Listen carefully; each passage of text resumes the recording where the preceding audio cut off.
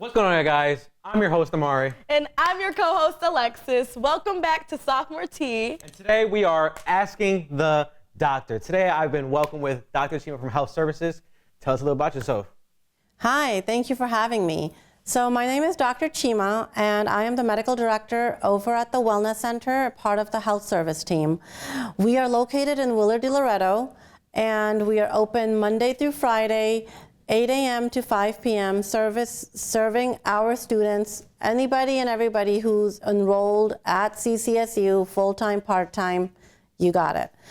So some of the things that we provide, we are your home away from home sort of medical care center. We welcome everybody's questions and concerns when they're ill, when they're healthy. You're able to stop by, make an appointment, no charges needed. It is covered by the university. You don't need insurance to come see us, but from anything from colds, STI screening, personal questions, abdominal pain, you have a problem, you want to ask, come see us. Our information is up on our website. If you put health services in the search bar, we will come up and it's all listed there for you, our FAQs and what reasons you can come and other services that we provide. Gotcha. Well, thank you so much for being on our show. We really do appreciate it. Something that even I have been thinking about is, someone had asked earlier, is what is the difference between going to health services compared to urgent care? What is so different from you guys? Why can't I just go to urgent care versus services? Great question. So there are a number of urgent care centers around Central, so definitely accessible. So what is the difference? So at health services, you don't need insurance. If you go to an urgent care, number one, they will ask you for insurance and some kind of payment or copay. So if that is an issue for you, then health services is probably where you want to stop by first. Urgent cares offer similar diagnosis processes that we do. They have providers seeing people who are sick. They will not order blood work for you. So if there's an ongoing medical issue that has been taking place for more than like a day, weeks, they will not give you blood work to do because they don't want to follow up on you. They're not your primary care doctor. They don't do follow-ups.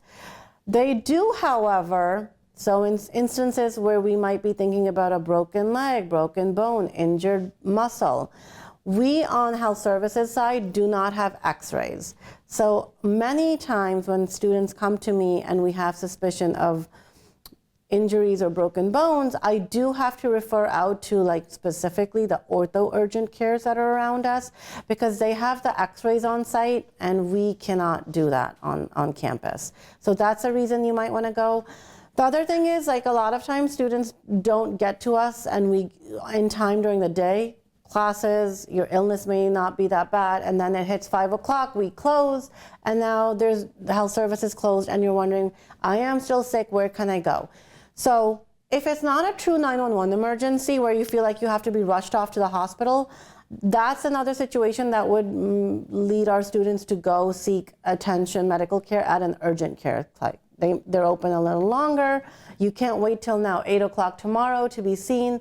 So it's a decision you can make, but again, comes with a little bit of cost. If you have insurance, not really a big issue. But the reason for health services being on campus is that it is a convenience offered to our students. So while you're here, you can take care of that. I love that. So with that, what would you say I can do to improve my overall health? So overall general well-being, so as a college student, my number one advice is to make sure you guys are catching up on your sleep. So sleep hygiene is number one. If you sleep better, you'll academically do better. Your immune system will be healthier.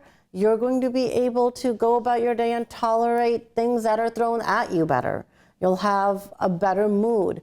And so that is the first and foremost. Secondly, this can be challenging. but also making sure that you're trying to incorporate a healthy diet and eating regularly. There's a lot of students who are multitasking. There's a lot of demands on your lives between work study, academics, athletics. So make sure you get your meals and make sure you eat nutritional food. So there's a lot of ultra-processed foods out there. We have our chips, our cakes, our microwavable foods. Yes, they can be a source of sustenance, but please don't make that your daily go-to. Try to get in healthy, fresh foods, your fruits and veggies when you can. So a quick question. So I work along with being an RA. My shifts are they're like at 6 in the morning. What would you say is the minimum amount of hours that I should be getting? I know it's hard to just kind of manage sleeping along with school and RA stuff and my job as well. What do you think we need at least to be functional, I guess is the word? So a minimum, everybody's body is different. So some people do require more sleep than others, but at a minimum, 6 to 7 hours, preferably 8 in the age group you're in would be ideal. Yeah. So you don't, and anything under 5 is like danger zone. Yeah. Yeah. So what do you think about what is the word that you call it that work strictly night shift? Are they So shift yeah, workers or- night shift, third shift is usually that night shift. Yeah, so how would you go about people like them? Do you think, so if they're working all night, is it unsafe for them to be sleeping all day? I know how important, getting sunlight and those vitamins in. So what would you say to shift workers like that? Yes, so you bring up a very good point. For those that are here working that shift, but in the healthcare industry too, there are nurses, medical professionals that are in the hospitals working those shifts. Shout out to all those people, by the way. Those, we don't function without those kind of people, absolutely. I mean, life is 24/7, so you need people there. But unfortunately, the reality is that is a very difficult shift for the body to do. Yeah. Long term, like your situation sometimes being as an RA, they are long term in that you're an RA for that semester, right? So you're like on call during that time. Yeah. But you can probably sleep during those hours, or like when I'm at the desk or just when I'm around. So desk duty is confined to third shift? Yeah. So desk duty, how it works is we're at the desk 8 to 12, right? Yeah. 8 to 12. Yeah, I mean, I can't sleep there. And then after that, till I think 8 in the morning, we're kind of on our passive. So we are able to get that sleep in. So what that does is it does disturb the time that you're usually probably used to going to bed. Yeah. So it is bad for you. It is counterintuitive to so we all have a circadian rhythm. Send this to our boss, by the way. Let's clip that. Clip that, please. Clip that. Okay, but yeah, go ahead. That it does work with sunlight, and so seeing sunlight and being exposed to that, there are a series of things that take place in our bodies from our hormones and other neurochemicals. So being in a chronically deprived state of having to work third shift, there are studies that prove the long-term negative consequences to your health. So, but knowing that you have to go through that, you can do it so that you can minimize the damage. So knowing you're bound for 4 hours, eating well before you hit that shift. So a part of the problem with working third shift is that you're forced to stay awake, and then so sleepiness sends in. When our bodies are fatigued and tired, they want to gravitate towards the wrong foods. So they crave carbs, and so what you'll find in the healthcare setting is a lot of our workers that work these third shift, they tend to put on more weight. And that's one, because of they're going counterintuitive to their body's own natural regulation, but also because your brain is now operating in the mode where it's craving the wrong foods. So setting yourself up for that third shift or that night shift by napping during the day or getting a good night rest the rest of the days that you're able to, and then eating and feeding your body the right nutrition can sort of help you get through that a little bit better. How do you feel about naps? I say I'm a frequent napper. Do you think, I've seen people who say it can be harmful, and I know you just mentioned naps. So what do you think about naps as a whole? So naps as a whole, it honestly depends on where you are in life and how you are as a sleeper. If you're somebody who's suffering from insomnia, that you can't get to sleep at a certain time and also not stay asleep for that 7 to 8 hour duration, those are the kind of people we do avoid telling that they should not nap because it only exacerbates that problem. But if insomnia is not your issue and you are a student struggling with long days, feeling fatigue at some point during the day, power naps are a great way to reset your brain and re-energize and make your memory more attuned to like what you need to be focused on as your next thing. So, but when we talk about naps, it's not an hour. It's 15, 20, limited to within 30 minutes is what a nap is. Because if you sleep for more than that, it's no longer a nap. So even like 3 hours. That's no, not that's a crazy. nap. I'm thinking like an hour. 3 What hours about is an not hour? an An hour. hour is kind of pushing the limit, but I mean, depending on the type of day, sure, an hour. But more than that is not a nap anymore. And that 3 hour stretch is definitely going to interfere with your ability to fall asleep at night. 3 hours, great. So 3 hours is not a nap. How do you feel Okay. about? I'm sorry. I'm sorry. no, I was just saying, I was thinking explains a about lot. this one this entire time. How do you feel about caffeine? I'm not like a huge caffeine. I used to be big into like Red Bulls. Now I've kind of switched over more to like coffee in the morning. How do you feel about that? So in general, caffeinated drinks are the #1 worst thing you could be putting in your bodies. Good going. And unfortunately, we have them on campus. There's a demand for it, especially with the younger generation. It is jam-packed with caffeine, so caffeine is a natural substance that's a stimulant. Of course, it's going to make people feel energized and feel like they're woken up. But all the other chemicals that come in it, the extra sugars or the artificial sweeteners, there is absolutely no nutritional content in energy drinks other than the high load of caffeine. So to your point, I would much rather have you drink a natural source of caffeine found in a substance like coffee than go to a drink like Red Bull. Yeah. So just to piggy off of that, I definitely had trying to stay away from Red Bull. Red Bull was actually not. I'm grossed out by Red Bull. Coffee definitely is a big part of my morning. Along with sleep, I think what you do in the morning is super important. What do you think is a good? We talked about it a little bit last week. What do you think is a good optimal morning routine? Like I know a lot of people say, "Oh, don't go on your phone straight away." What do you think? So optimal morning routines, again, everybody's life is different. The stresses and pressures on you might be very different than someone else, right? But in general, waking up, you don't want to be, I mean, ideally it's not nice to be woken up to a loud alarm and have to jump out that minute, second, and start your day. So kind of like a wind down routine is important at night where you take yourself away from the blue light, which might impede your falling asleep. You want to give your body that chance to come to its senses. Your brain is arising from a sleep state. You don't want to jolt into like full frontal mode right away, right? So ideally, set your alarm. If you're someone who likes to snooze before you wake up, set your alarm for a time that allows you 10, maybe 15 minutes to snooze, get your brain active, think about your day, think about your routine, maybe just get your thoughts together while you're still in a calm and relaxed phase. Not everybody needs to start with breakfast. Some people aren't morning eaters. I think as a society, we place a lot of emphasis on breakfast. But breakfast technically is defined as your first meal of the day, and it doesn't have to be at 8 a.m., 6 a.m. It could be at 11 a.m. It could be, lunch could be your first meal of the day and could be like a breakfast meal for you. Yeah, I'm glad you say that. Every time I miss breakfast, I always feel bad about myself. But even then, like I just don't be hungry. Right. And that's another important nutritional component. In this society, I feel like in Western society, you tie things around eating at certain times, and we do have an obesity issue. Yeah. And that, I mean, you see these portions, but right. Portion size and how much we're eating and when we're kind of expected to eat. If you're going to be going and doing a jog or if you're an athlete and you're going to be hitting the ground at 6 a.m., you don't want to go on an empty stomach.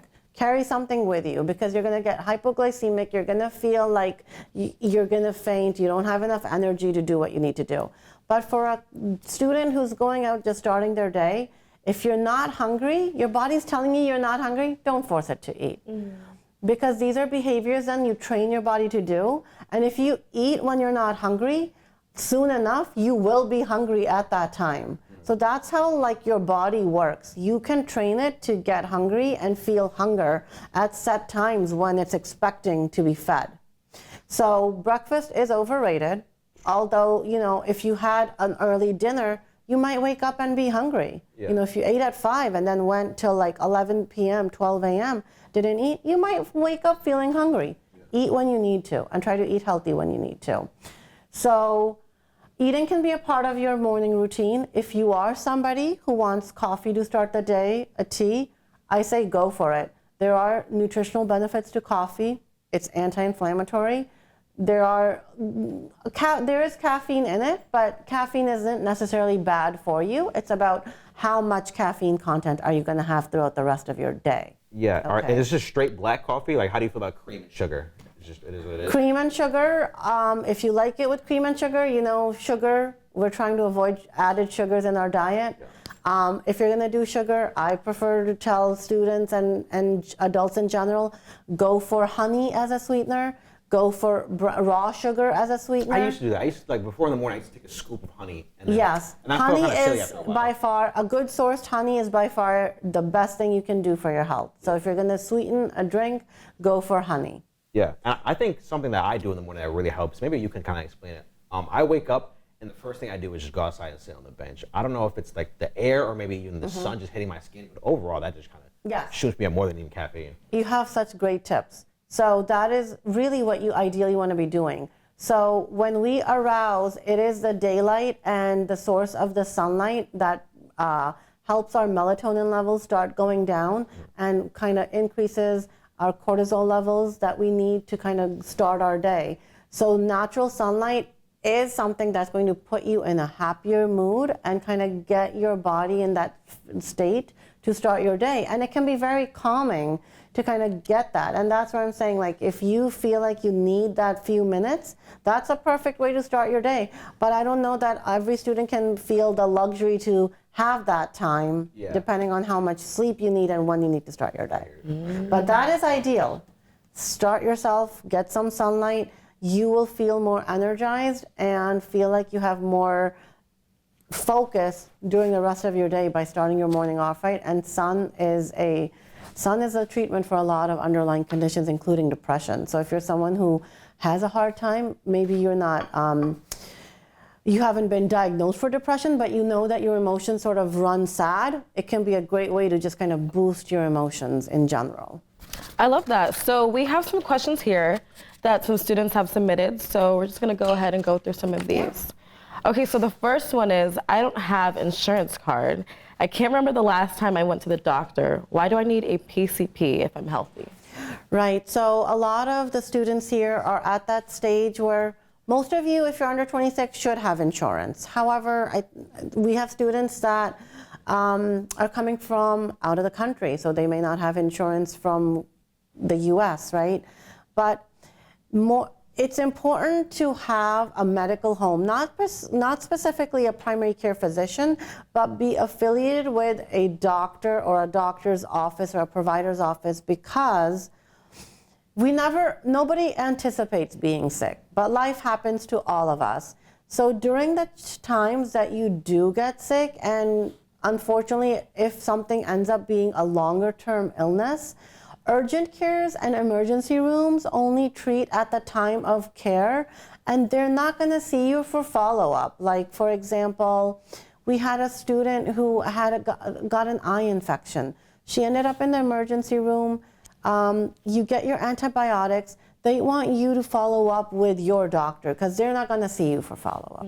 So it's always good to have somebody to go to and be able to schedule a follow-up. Health services is there, but this is also for when you're not at college, and that's why it's important. We're here for students when they are away from home. Like, you may have your primary care doctor in a different state, but now you're in Connecticut. Health services can kind of help fill the gap, but ultimately, somebody should know you and about you. So as you get older and as you experience health issues, you know that they can address that with you and navigate that with you. Awesome. Plus, I'm just going to add, as you get older, there are health screenings that are important. Like for women, getting their pap smears becomes an annual preventative exam. For guys too, just getting your general physicals. So that is something you're going to need to do more of as you get older. So getting into that now is a good habit. So we have, is it okay to take Xanax every once in a while if I'm really stressed? So Xanax is a controlled substance. First of all, it is not something that should be used for stress. I would highly advise non-medicine modalities to help treat stress, which would include natural sources of sunlight, trying other relaxation techniques.